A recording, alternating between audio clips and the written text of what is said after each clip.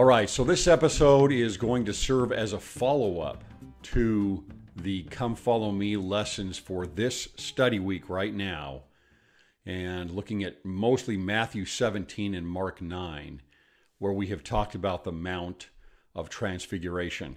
I've had a couple of questions that have come up to me about Elias, and even though we've covered this a few times, again, this is a very nebulous concept because we just don't know enough about it.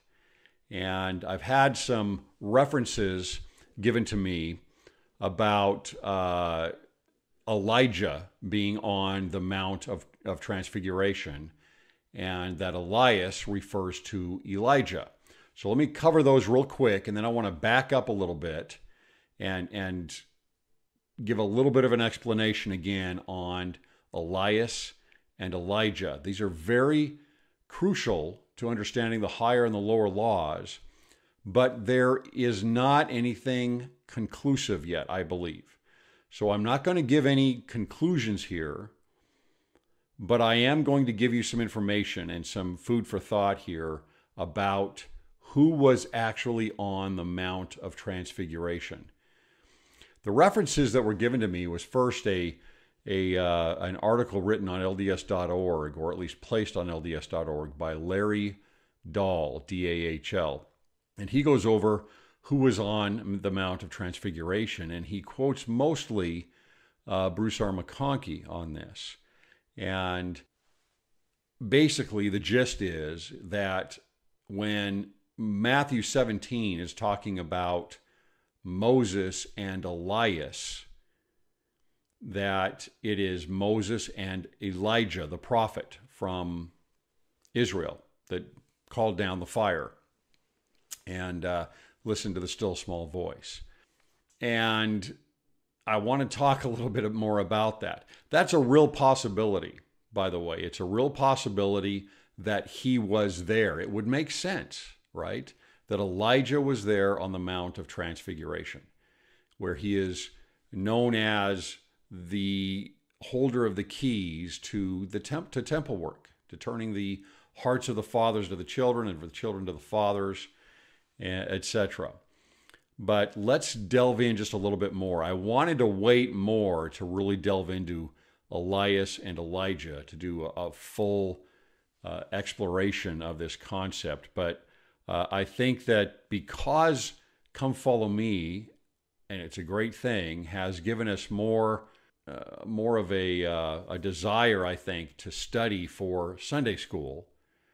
Undoubtedly, I know that my listeners here are going to go to gospel doctrine class on Sunday, and there's going to be some discussion about what this means about Elias being on the Mount of Transfiguration. So I want to add a little bit more clarification so you have a little bit more information when things are discussed in Sunday school, especially. So let's cover this. So Bruce R. McConkie basically says that Elias is Elijah the prophet. You can go back all the way to James E. Talmage in Jesus the Christ, and he also discusses this, although very, very briefly. I was a little surprised. I hadn't read Jesus the Christ in a long time, but when I went back to look at what he had said, he doesn't really cover much of this. But he does, at a minimum, imply and pretty much puts it out there that that Elias is the prophet Elijah. So looking at Matthew 17 again, and you might want to go back and go to the episode again that covers the Transfiguration if you've already listened to it once. But go back to that episode of the podcast and listen again to Matthew 17 and the Mount of Transfiguration. But Matthew 17 basically says that Peter, James, and John go up to the Mount of Transfiguration with Christ. And the only names that are brought up there that are the visitors are Moses and Elias. Okay? So it's very possible that there was a much larger group there. It's very possible that many individuals could have been there, other translated beings especially, that would have been providing keys to Peter, James, and John, because that's basically what's happening here. They are receiving the keys of the fullness of the keys of the kingdom from those that have held them in the past. Just like happened with Joseph Smith when he was visited by many resurrected beings at that time, because that's post-resurrection. And the keys were restored to him. And Elijah and Peter, James, and John, of course, and John the Baptist all came, and others came to restore, and Moses came to restore the keys of the priesthood. So Elias and Elijah. Who is this Elias? Is it really Elijah the prophet? Well, you decide on this, but let me just throw out the information there and the thought process that I've had to go through to see this, because if you did happen to watch the video on this episode, you will see that there is artwork that I had inserted into the video that has Peter, James, and John on the ground usually, and Christ up in the center, and two other figures that are with him, sometimes up in the cloud. And there's no doubt that for the most part, in most of these, if not all of them, the artist's intention here is that those two figures that are up with Christ are Moses and the prophet Elijah. And yet I'm sitting there talking about Moses and John the Baptist in the episode, and there's a reason for that.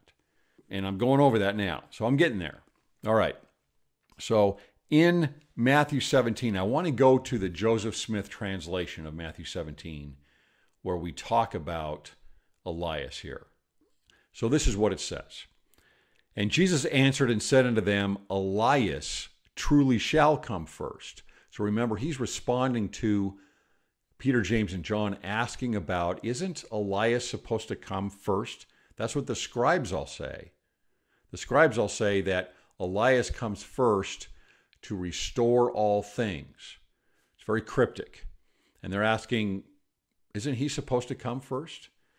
And Jesus answered and said unto them, Elias truly shall come first and restore all things, as the prophets have written, he inserts in there. And again, I say unto you that Elias has come. So here he's saying Elias will come to restore all things. That's one Elias, or one Elijah, right? Elias is the Greek form of Elijah. But there's another Elias that he's referring to that has come already. And this is what is inserted. He says, concerning whom it is written, behold, I will send my messenger, and he shall prepare the way before me. We know that's from Isaiah and others and other prophets, and that this refers to John the Baptist. And they knew him not, said Jesus, and have done unto him whatsoever they listed. Likewise shall also the Son of Man suffer of them. But I say unto you, who is Elias? This is important. But I say unto you, who is Elias? So they're asking specifically, who is this Elias that is supposed to come first? Behold, this is Elias, whom I send to prepare the way before me. Who is that? That's John the Baptist. Then the disciples understood that he spake unto them of John the Baptist. All right, that's in the King James Version. That's not the Joseph Smith portion. And here Joseph Smith adds in after that, and also of another. So he's speaking also of another who should come and restore all things, as it is written by the prophets. So there are two different, and the only term used in here is the Greek Elias, not the Hebrew Elijah. That there is one that comes from before to prepare things, and then there is another that comes to restore all things. Okay, two different Eliases or two different Elijahs that is being talked about. But the focus on this is John the Baptist that Jesus is speaking of. And by the way, you remember that when John the Baptist was in prison and he sent a couple of his disciples to go see Jesus, and they asked who he was and were kind of confirming that he was the Messiah, Jesus said, this is Elias. He's talking about himself. So in other words, Jesus is an Elijah. Jesus is an Elias, and he is one that also was a restorer, because he restored the Melchizedek priesthood in the fullness of the gospel. And there you have again, going back to the iconic picture of John the Baptist baptizing Jesus Christ. It is the Aaronic priesthood and the Melchizedek priesthood. It is the preparer, John the Baptist, and the restorer, Jesus Christ. So the two Eliases, the two Elijahs, right, that are there. So that clarifies a little bit, but not enough. We need to keep going here. Now, we also need to talk about what Peter says about the tabernacles.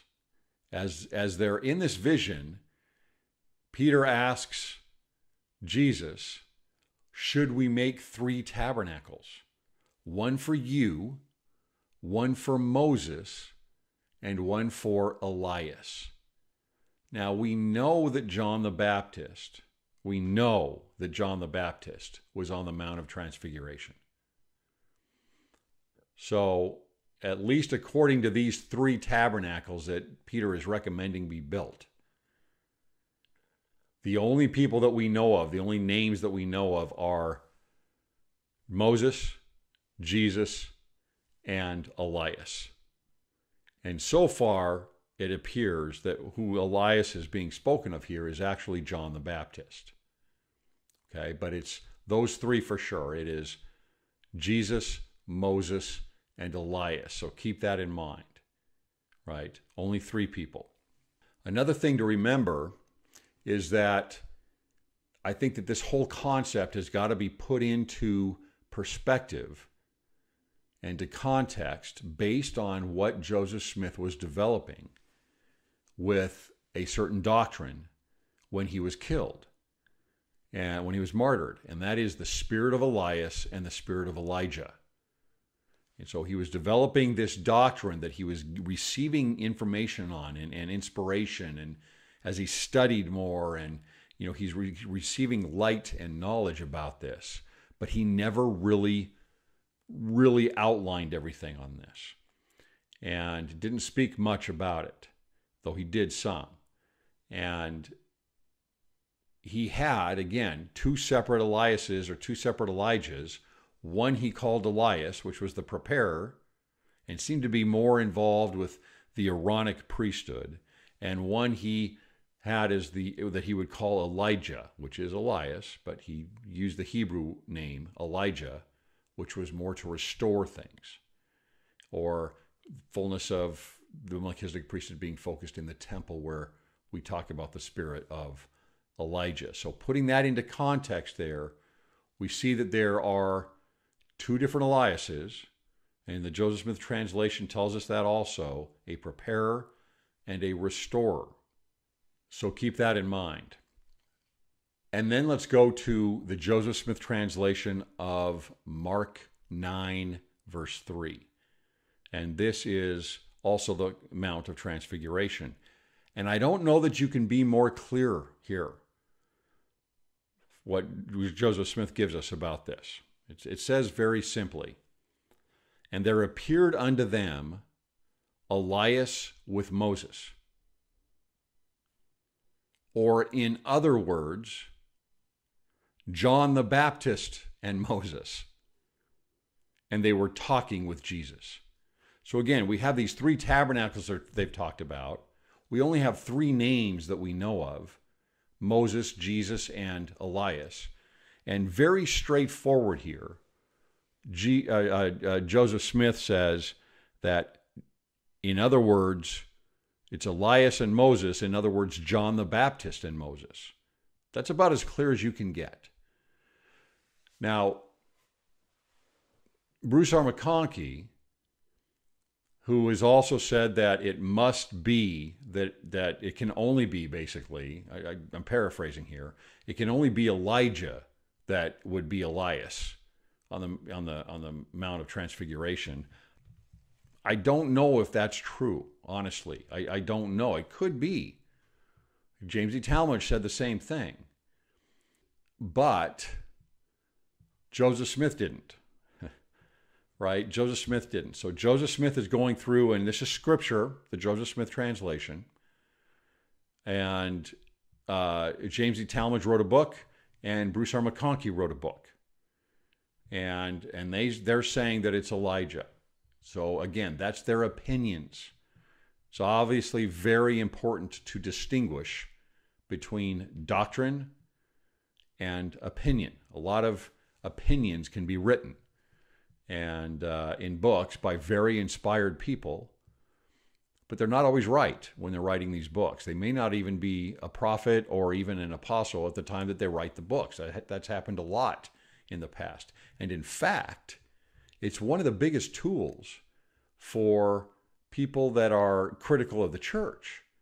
And they'll go back and they'll grab one of these books like Mormon Doctrine from Elder McConkie and read through it and say, hey, look what Elder McConkie said about this. And it's something that we have discounted or discredited even in the church now. Why? Because that's their opinions. That's all. That's their opinions. And it's important that we understand that we take all that in, understand these are very inspired people that are writing these books, but that they're books. And we want to read good books, but not everything in them is correct. A lot of this is going to be personal opinion. Now, I have a great deal of respect for Elder McConkie. I've read all of his works. His book entitled A New Witness to the Articles of Faith was one of my favorite books early in my life as I was trying to really solidify an understanding of the doctrine of the gospel. And his 1985 talk and testimony, which was basically his farewell testimony before he passed away in the April conference of 1985, is one of my favorite talks ever given at General Conference. But all the books that he writes are not necessarily all doctrine, even when they're called Mormon doctrine, right? So he also is the author of the Bible Dictionary. Now, there was a team that was working on this under Spencer W. Kimball, but Elder McConkie is the one who is in charge of that. And so in the Bible Dictionary, we get another comment about Elias being Elijah. Let me go there.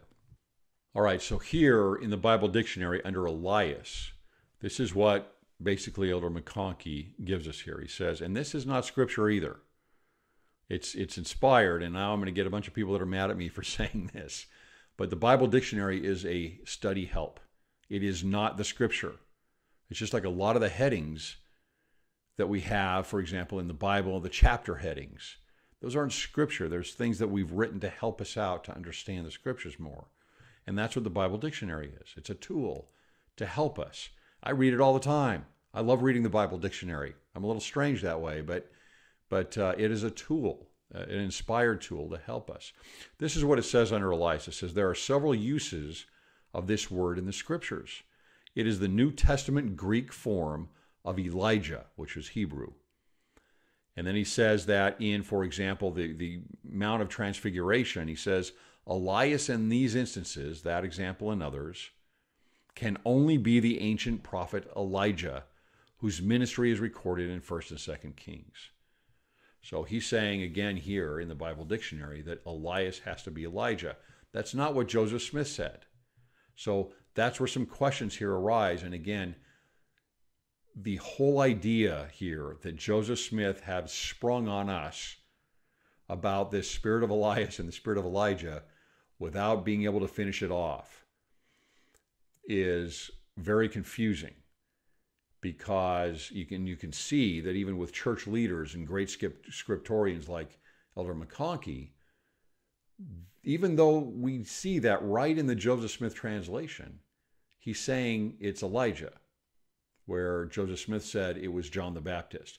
And this is what he says following that in the Bible Dictionary, Elder McConkie. It says, the curious wording of Joseph Smith translation 9:3 does not imply that Elias at the Transfiguration was John the Baptist. Now, why is he saying curious?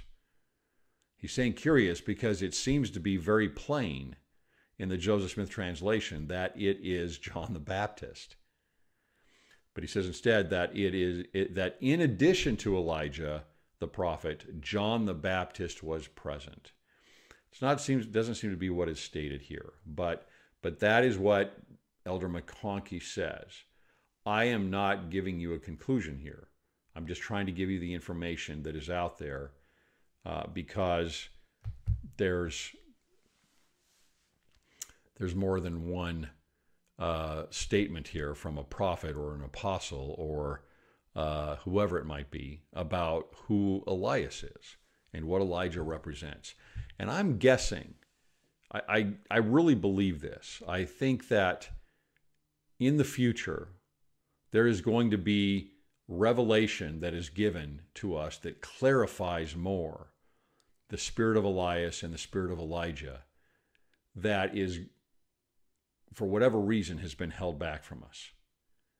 And that we will receive this revelation and it will clarify not just things like the Mount of Transfiguration, but much, much more probably about the Aaronic and the Melchizedek laws and the Aaronic and Melchizedek priesthoods. And in fact, down a little further here, Elder McConkie in the Bible Dictionary says under Elias, in this particular instance, there is reflected also the comparative functions of the Aaronic and Melchizedek priesthoods. I think he's spot on with that. Okay, and he talks about Elias being a title. Now, a little bit more. Let's get a little bit more into this and follow through on this journey just a little bit more on Elias. That I know of, and I certainly haven't read everything. In fact, I'd love to see if there's more on this. Maybe you guys, if you have the books on the Joseph Smith papers that might cover some of this. I have not gone through much of that, but maybe he talks more about it, and maybe that would clarify a little bit more. But as far as I know, from what I've seen, from like teachings of the prophet Joseph Smith and sermons that he's given where he brings up Elias, as far as I know, all he's ever said is of who was on the Mount of Transfiguration is Moses and Elias.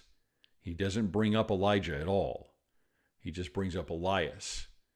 And now that could be Elijah. It's just odd that he would not use the Hebrew name Elijah, which we know the prophets went by. The prophet went by in the Old Testament.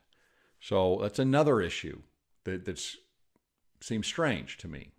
And then we get, to use Elder McConkie's word, the curious visions of Doctrine and Covenants, section 110. And this is where visions were given to Joseph Smith and Oliver Cowdery in Kirtland, in the temple. And different people that came and restored keys to them, just like what is happening here on the Mount of Transfiguration. And this is what happens, and this is interesting. He says they're having a vision, and then he says after this first vision, then after this vision, this is verse 11, after this vision closed, the heavens were again opened unto us, and Moses appeared. This is on Kirtland. And he appeared before us and committed unto us the keys of the gathering of Israel from the four parts of the earth, and the leading of the 10 tribes from the land of the north.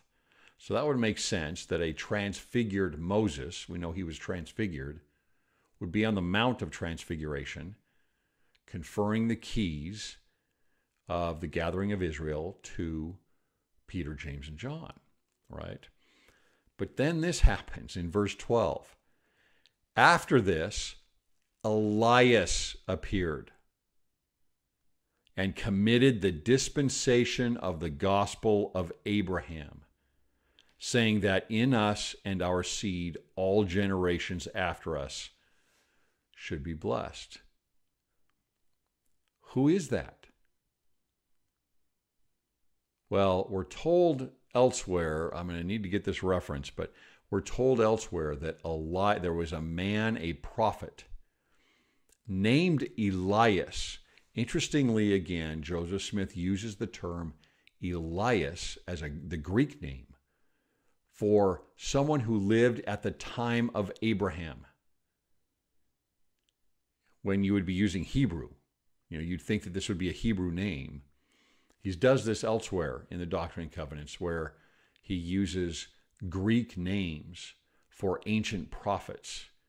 I'm thinking of the prophet Isaiah.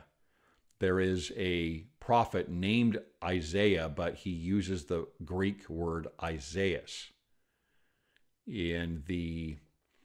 I believe it is in section 84 or 107, but I think it's section 84, where he's talking about the priesthood downline, so to speak, the succession of priesthood authority coming from Abraham down to Jethro and then to Moses.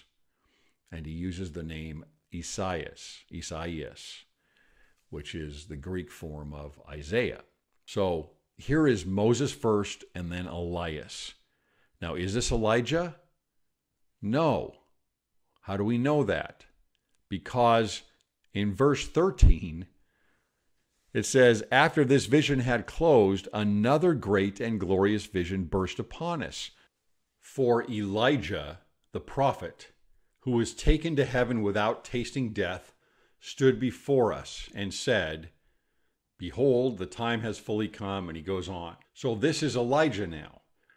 So in this instance, we have Moses and then Elias, apparently this man, this prophet, Elias from the time of Abraham, and then Elijah separately, each giving different keys to Joseph Smith and Oliver Cowdery. So that's another thing to think about. Here, Elias, who appears right after Moses, just like in the Mount of Transfiguration, the name right after Moses, Elias is not Elijah here. It is somebody else. It is the only name we know this prophet by is Elias. And interestingly, maybe in some way he was a preparer. Maybe he was a preparer for Abraham in some way. Or maybe he was a restorer for another part of the Middle East somewhere, where he restored all things just like Abraham did. We don't know. But again, Elias here does not refer to Elijah, but somebody else. And then the last reference I'm going to go to is another section in the Doctrine and Covenants, and this is the last section, which is 138. And as you recall, this is Joseph F. Smith's vision about baptisms for the dead. And in this vision, he sees a number of prophets, not just a small number, a lot of the prophets. And he lists them out. And this is what he said. He's talked about Daniel and Isaiah and many, many others. But then he comes down and speaks of Daniel, and then in verse 45 of section 138, he says, and Elias, who was with Moses on the Mount of Transfiguration. So here Joseph F. Smith doesn't use, again, the name Elijah that was with Moses, referring to the only other name given to us on the Mount of Transfiguration. But he uses, just like as it does in the King James Version and in the Joseph Smith translation, he uses the term Elias and not Elijah. So Elias, who was with Moses on the Mount of Transfiguration. Well, does Joseph F. Smith mean Elijah? Well, again, we keep following down here and we see, no, he doesn't mean Elijah here. In verse 46, it says, and Malachi was another prophet that was there in this vision. The prophet who testified of the coming of Elijah. So here, obviously, if he just used Elias, the verse before, if that would have meant Elijah, why is he now using the Hebrew word Elijah? The Hebrew name Elijah instead of Elias again. And he doesn't say who was also Elijah when he refers to Elias. He doesn't say who was also Elijah, of whom Moroni spoke. But no, he says Malachi was there, the prophet who testified of the coming of Elijah. This is somebody else. of whom also Moroni spoke to the prophet Joseph Smith, declaring that he should come before the ushering in of the great and dreadful day of the Lord, were also there. So they were also there. And then the next verse, the prophet Elijah was to plant the hearts of the children, was to plant in the hearts of the children the promises made to their fathers. He's referring to somebody else besides who he's speaking of previously, who was named Elias.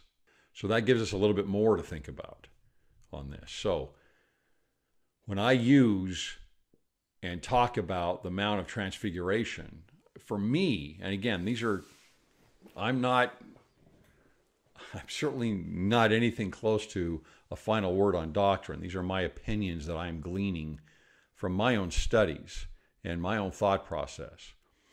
But the only person I really know for sure was there, along with Moses, was John the Baptist. Now, if he's there in spirit and he doesn't have a transfigured body, which apparently he didn't, be tough. I don't know. Maybe somehow that could happen. After losing his head, it'd be kind of tough, it seems. Seems like he already died. And then when you throw in that there was actually a prophet named Elias, who is separate from the prophet Elijah, and that he also showed up to Joseph Smith and Oliver Cowdery in a temple setting like the Mount of Transfiguration to restore keys, it puts even more ambiguity, more cloudiness into what this means about the spirit of Elias and the spirit of Elijah. For example, is this other prophet named Elias, is that where maybe all of this idea about an Elias comes from? And because why don't we hear about, I don't know, why is that where maybe all this comes from? Is Elijah the prophet, who would have lived much later than Elias the prophet in the time of Abraham, is he named after him, or is he given a similar title to Elias the prophet because he is going to be one who comes and restores later on? A lot of questions that would come up here. So when you go to church and you sit in your gospel doctrine class and you hear about what Elder McConkie has said or what Brother Dahl has said, understand that they might be totally right, but that there are other things to consider here and many other facts and references, good facts and references, that cloud that quite a bit. And so you kind of have to decide for now, without having further revelation, which of those are the most important to you. For me, that's why I brought up the episode the way that I did. I don't know for sure if that's Elijah. That's just my opinion. It seems, based on what Joseph Smith says in the Joseph Smith translation, that he's speaking of John the Baptist. So anyway, Elias times 2 given to you again. Who is who? Who is on the Mount of Transfiguration? I don't think we really know.